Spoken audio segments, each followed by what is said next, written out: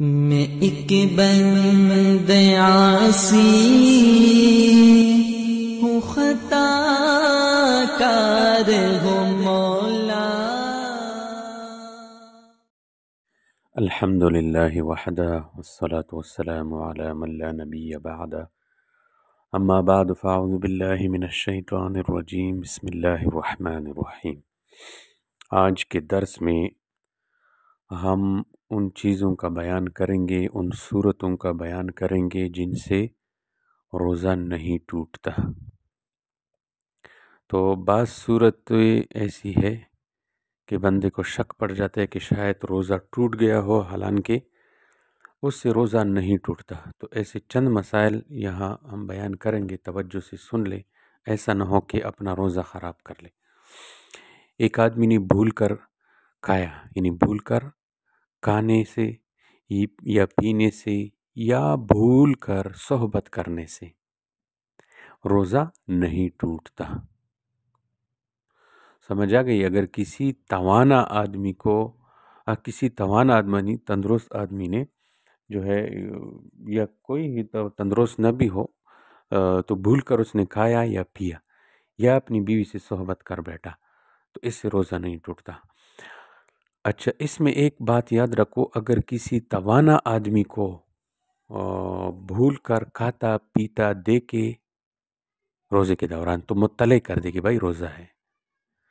کسی عمر دراز کمزور کو دے کے تو گنجائش ہے کہ سکوت اختیار کرے، اس کو کچھ نہ کہے، بس کھانے دے اس کو۔ تو بھول کر کھانے پینے سے روزہ نہیں ٹوٹتا۔ نمبر 2، صرف چبانے سے روزہ نہیں ٹوٹتا جب تک کہ اسے نگل بھی لے۔ ایک چیز چبا رہا تھا اور وہ حلق سے نیچے نہیں گیا، اس کو تھوک دیا، منہ صاف کر دیا، تو اس سے روزہ نہیں ٹوٹتا۔ ہاں، اس کی ذرات ذائقہ نیچے لے گیا تو پھر روزہ ٹوٹ جائے گا۔ اسی طرح کلی کرنے کے بعد منہ میں جو تراوٹ باقی رہتی ہے، جس کو تھوک کے ساتھ نگلا جاتا ہے اکثر، تو اس سے بھی روزہ نہیں ٹوٹتا۔ اسی طرح حلق میں آٹے کا غبار یا گرد یا دھواں وغیرہ بلا ارادہ، بغیر کسی ارادے کے داخل ہو گیا تو اس سے بھی روزہ فاسد نہ ہوگا۔ اسی طرح پانی میں غسل کیا اور اس کی وجہ سے اندرون جسم اس میں جو ہے تراوٹ، یعنی وہ خنکی محسوس کی، یا جسم میں تیل لگایا اور مسامات سے تیل کا اثر جسم کے اندر پہنچا، تو اس کا روزے پر کوئی اثر نہ ہوگا۔ اسی طرح قے، الٹیا قے از خود ہوئی، زیادہ ہو یا کم، یا جان بوجھ کر کی لیکن منہ بھر سے کم، تو روزہ نہیں ٹوٹے گا۔ ہاں، اگر قصدن قے کی اور وہ بھی منہ بھر کر ہو تو پھر روزہ ٹوٹ جائے گا۔ منہ بھر سے مراد یہ ہے کہ اس کو قابو نہ کیا جا سکتا ہو، یہ مراد ہے۔ اسی طرح بلغم کی قے، قصدن منہ بھر کر کی تو بھی اس سے روزہ نہیں ٹوٹے گا۔ بلغم کی قے قصدن کسی نے کی تو بھی اس سے روزہ نہیں ٹوٹے گا۔ کان کے اندر پانی گر جائے یا قصدن ڈالا جائے، ہر دو صورت میں روزہ نہیں ٹوٹے گا۔ اسی طرح انجیکشن سے روزہ نہیں ٹوٹے گا، سوائے اس کے کہ براہ راست پیٹ میں دیا جائے، جیسے کہ کتا کاٹنے پر دیا جاتا ہے، کیونکہ فقہا نے ان زخموں میں دوا ڈالنے کو ناقص روزہ قرار نہیں دیا جو جوف معدہ یعنی جوف دماغ تک نہ پہنچتے ہوں۔ اچھا، آج کل بعض میڈیکل ٹیسٹ میں آلات معدے تک پہنچائے جاتے ہیں اور پھر نکال لیے جاتے ہیں، اس سے روزہ نہیں ٹوٹے گا۔ فقہا نے لکھا ہے اگر روزہ دار ایسا گوشت نگل لے جو دھاگے سے باندھا ہوا ہو، پھر فوری اسے نکال لے تو روزہ فاسد نہیں ہوگا، اور اگر چھوڑ دے تو فاسد ہو جائے گا۔ عورت کا چہرہ یا شرمگاہ دیکھے یا اس کا خیال کرے اور انزال ہو جائے تو روزہ نہیں ٹوٹے گا۔ اگر دانتوں میں چنے کے دانے سے کم مقدار کوئی چیز پھنسی ہوئی تھی، اس سے نگل جائے تو مذائقہ نہیں، چنے کی مقدار ہو تو روزہ ٹوٹ جائے گا۔ دانت سے خون نکلا اور تھوک کے ساتھ حلق تک پہنچ گیا تو اس کا ذائقہ محسوس ہو اور خون کی مقدار تھوک سے زائد ہو تو پھر تو روزہ جاتا رہا، ورنہ روزہ نہیں ٹوٹے گا۔ اگر عورت سے دونوں میں سے کسی راہ میں مباشرت نہیں کی بلکہ رانوں کے درمیان مباشرت کی اور انزال نہیں ہوا تو روزہ نہیں ٹوٹے گا۔ ناک میں بلغم تھا، اسے حلق کی جانب کھینچ لیا تو روزہ فاسد نہیں ہوگا۔ منہ سے صرف ذائقہ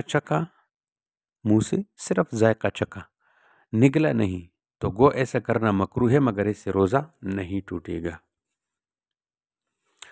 روزہ ٹوٹنے اور نہ ٹوٹنے کے متعلق جو بھی احکام ذکر کیے گئے ان کا تعلق ہر قسم کے روزے سے ہے، چاہے روزہ فرض ہو، واجب ہو یا سنت اور نفل ہو۔ البتہ کفارہ واجب ہونے کا تعلق صرف رمضان المبارک کے روزے سے ہیں۔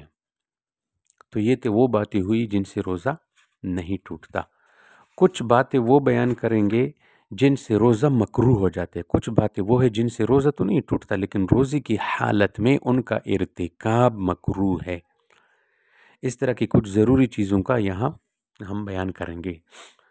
مثلا بلا کسی عذر چیز کا چکنا یا چبانا۔ ہاں، اگر شوہر بد خلق اور بد مزاج قسم کا ہو اور نمک کی کم و بیش ہونے میں اس کا برہمی کا اندیشہ ہو، یا بچہ ہے روٹی نہیں چبا سکتا اور کوئی چبا کر دینے والا نہ ہو تو چکنے اور چبانے میں کوئی مذائقہ نہیں۔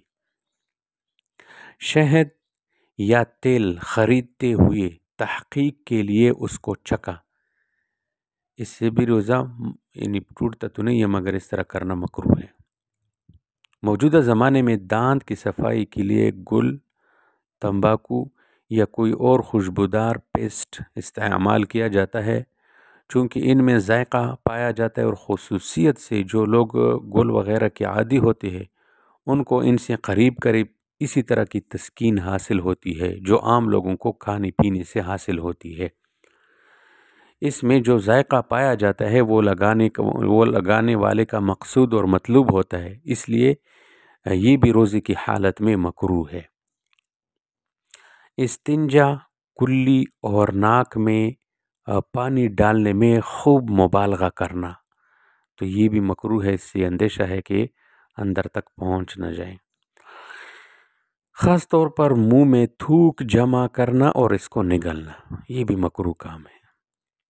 سحر میں اتنی تاخیر کرنا، یعنی سحری میں اتنی تاخیر کرنا کہ رات کا باقی رہنا مشکوک ہو جائے تو یہ بھی مکروہ ہے۔ مسواک تر ہو یا خشک یا پانی میں بھیگی ہوئی ہو، صحیح تر قول کے مطابق اس سے مسواک کرنے میں کوئی مذائقہ نہیں۔ اسی طرح تیل اور سرما لگانے میں کوئی حرج نہیں۔ روزے کی حالت میں بیوی کے لب چوسنا بہرحال مکروہ ہے، گو وہ اپنے نفس پر قابو رکھتا ہو۔ اگر یہ بات پیدا نہ ہوتا ہو تو پھر مکروہ ہے کیونکہ آگے صحبت کرنے کا اندیشہ ہے۔ ہاں، صرف بوسہ لینا ایسے شخص کے لیے مکروہ نہیں ہے جو اپنے اوپر مطمئن ہو کہ وہ اس کی وجہ سے مقاربت تک نہیں پہنچے گا۔ جو مطمئن نہیں اس کے لیے مکروہ ہے۔ یہی حکم مساس اور گلے ملنے کا ہے۔ مباشرت فاحشہ مکروہ ہے۔ مباشرت فاحشہ سے مراد بے لباس صورت میں مرد اور عورت کا ایک دوسرے سے چمٹنا اور اس طرح لپٹنا ہے کہ ایک سے دوسرے کی شرمگاہ مس کرتی ہو۔ اس طرح روزے داروں کے لیے خوشبو سونگھنے میں کوئی مذائقہ نہیں۔ تو یہ دو قسم کی باتیں آج کے درس میں بیان ہوئی کہ وہ کون سی چیزیں ہیں جن سے روزہ نہیں ٹوٹتا، اور پھر جو ہے روزے کے مکروہات چیزوں کا بیان ہوا۔ انشاءاللہ اگلی درس میں پھر ہم اور جو ضروری مسائل ہے ان کا بیان کریں گے۔ السلام علیکم ورحمۃ اللہ۔